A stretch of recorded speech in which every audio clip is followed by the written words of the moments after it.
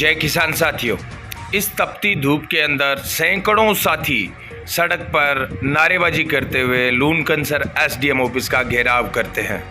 ये तस्वीरें, ये वीडियो फुटेज आपको जो दिखाई दे रही है वो है लूनकंसर की राष्ट्रीय लोकतांत्रिक पार्टी के प्रदेश मंत्री भाई विजयपाल बेनीवाल और प्रदेश प्रवक्ता विवेक माचरा के साथ सैकड़ों जो राष्ट्रीय लोकतांत्रिक पार्टी के सिपाही हैं वो सड़क पर उतरे।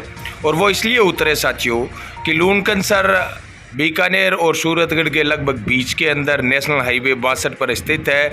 उसके बावजूद वहाँ पर इस प्रकार की समस्याएं सालों से काबिज है जिनके बारे में वहाँ के जनप्रतिनिधियों ने आज तक सोचा नहीं था।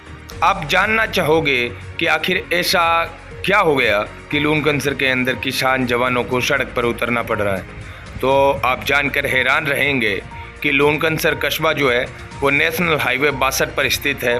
और यहाँ पर जिस प्रकार की समस्याएं भाई विजयपाल बेनीवाल ने एसडीएम ऑफिस प्रशासन के सामने रखी, पहली बात तो ये है कि एक लोकतांत्रिक देश के अंदर आज़ादी के 70 साल बाद इस प्रकार की समस्याएं गिनाना, मैं ये कहता हूँ लोकतंत्र के लिए शर्मसार है। पीने का पानी गाँवों के अंदर नहीं है, लाइट कम से कम 500 खंभे पूरे लूनकंसर कस्बे के अंदर गिरे हुए हैं। कई गाँवों में तो लाइट गए हुए लगभग 1 हफ्ते से ऊपर का वक्त हो गया। सिंचाई पानी का तो नाम ही मत लो। यहाँ पर पेयजल, और पेयजल के अंदर चलो सरवाइव कर लेता है, किसान है, जवान है, इंसान है, ये तो सरवाइव कर लेते हैं, इधर उधर से मैनेज कर लेते हैं।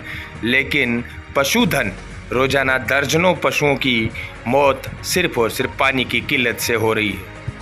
ट्रॉमा सेंटर की मांग का अगर मैं आपको बताऊं तो लूनकंसर कस्बा हाईवे के ऊपर स्थित होने के बावजूद यहाँ पर प्राथमिक स्वास्थ्य केंद्र जो है वो सिर्फ और सिर्फ रेफर हॉस्पिटल है।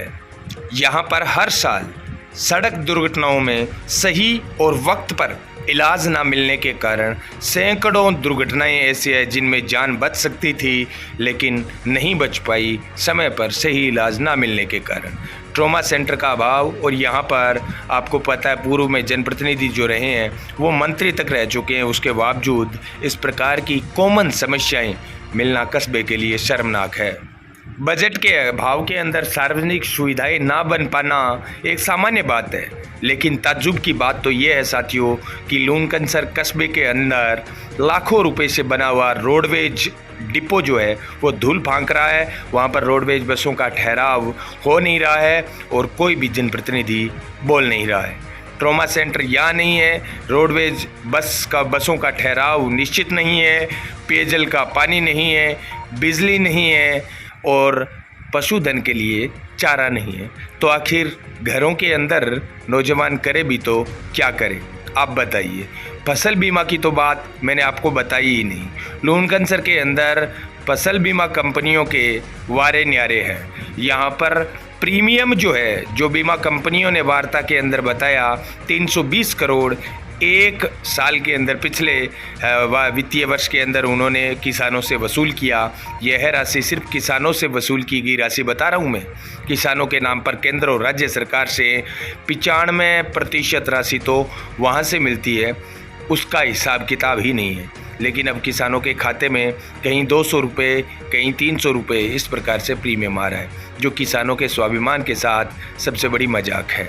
इसलिए जब आप आज पुरजोर तरीके से राष्ट्रीय लोकतांत्रिक पार्टी के प्रदेश मंत्री और प्रदेश प्रवक्ता भाई विजयपाल बेनीवाल और डॉक्टर विवेक माचरा ने प्रशासन से मांग रखी तो उनके दांतों तले उंगली दबाने पर मजबूर हो गए। प्रशासनिक अधिकारियों के पास किसी भी प्रकार का कोई जवाब नहीं था।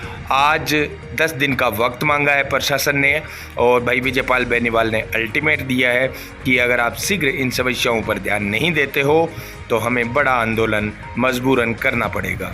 बहरहाल मैं धन्यवाद देता हूं भाई विजयपाल बेनीवाल का, जिन्होंने भरी सभा के अंदर ये कहा कि मैं भविष्य के अंदर किसी भी भाई से नारे और ताली बजवाने के लिए उसका इस्तेमाल नहीं करूंगा, बल्कि भाइयों को, छोटे भाइयों को, पढ़े लिखे भाइयों को इस प्रकार से हम ट्रेनिंग देंगे कि गांव-गांव हर सरकारी, चाहे वो केंद्र सरकार की है या राज्य सरकार की है, योजनाएं जिनका ज़्यादा से ज़्यादा लाभ किसानों को किस प्रकार से मिले, इसको ध्यान में रखकर हम किसान भाइयों को और हमारे नौजवान साथियों को ट्रेनिंग देंगे।